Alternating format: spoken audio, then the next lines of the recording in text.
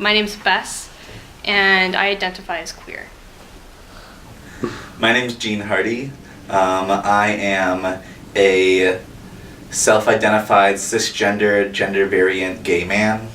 I would say that I define myself as cisgender because I was born with a biologically male body, and I identify as a man. And I would say that I'm gender variant because I think that I am feminine and I inherently go against a lot of what ideals around masculinity and maleness mean. I came here to Michigan for graduate school. I came into the Center for Japanese Studies. I also found a community of, there's groups like Lambda grads who are graduate student based, social communities of support at Michigan. I'm a staff member at the University of Michigan Spectrum Center. I am a graduate student in the University of Michigan School of Information studying kind of social computing and community archiving. So I went to a college in Indianapolis, Indiana, which, it's a big city, but very conservative place. But I'm also involved in Information Across the Spectrum, which is the LGBT student organization that exists within the School of Information. I remember going to my first Anthropology 101 course, and my professor had really short hair and I think was wearing a tie, and it was a woman. And she had a wedding ring on. It was a simple band, and I remember being so young. And so I remember looking at her and thinking, I wonder what the guy she's married to is like. Knowing what I know now, this is a butch woman. This is a butch lesbian woman. And I would later learn that.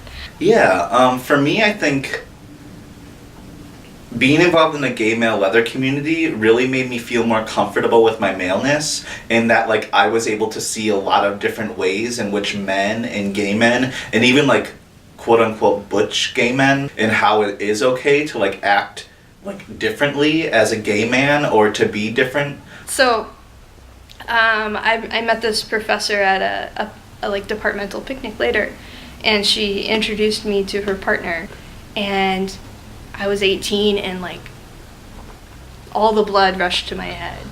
I turned bright red and couldn't look at her, and I had to leave. And I think, that meeting happened in September. By February, I had come out. She's now my lifelong mentor. I have known her for 9 years. I wouldn't say she's like a parent, but she's like my aunt. I had 2 undergrad experiences, actually. When I graduated from high school, I went immediately into a bachelor's program at the University of Tennessee. I wasn't out when I started that, and I came out at the end of my freshman year of college.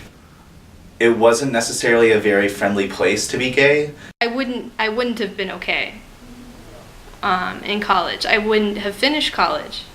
That's how big my struggle to understand and accept myself in college was.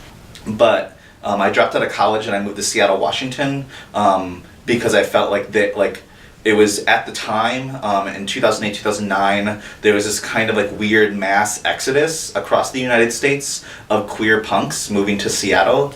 I re-enrolled in undergraduate at the University of Washington, and got very involved in the queer community on campus there. Had I not had adult mentors and a support group around me, it just would not have happened. So I think what's really come to be important to me now is not only being a mentor to people, but being a skillful mentor.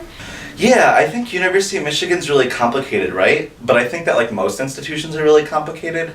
It's bizarre because I think if in sheer numbers, per capita, I think Ann Arbor might be the gayest city I've ever been to. I think that aspects of Ann Arbor are way gayer, percentage-wise, than say even Seattle or San Francisco.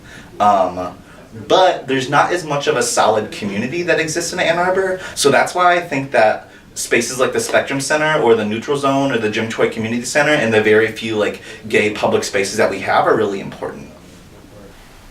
And I think people discover themselves through learning from other people and in conversation with others. There's a lot of room for communication and conversation at U of M. What's it like to be myself? It's really busy. I'm in the middle of finals right now, so all I can think about is what's it like to like not drink too many Red Bulls. What's it like to write 55 pages in a week? Gosh, U of M, possibility is kind of the word that I think of. What's it like to be myself at the University of Michigan? It's fabulous.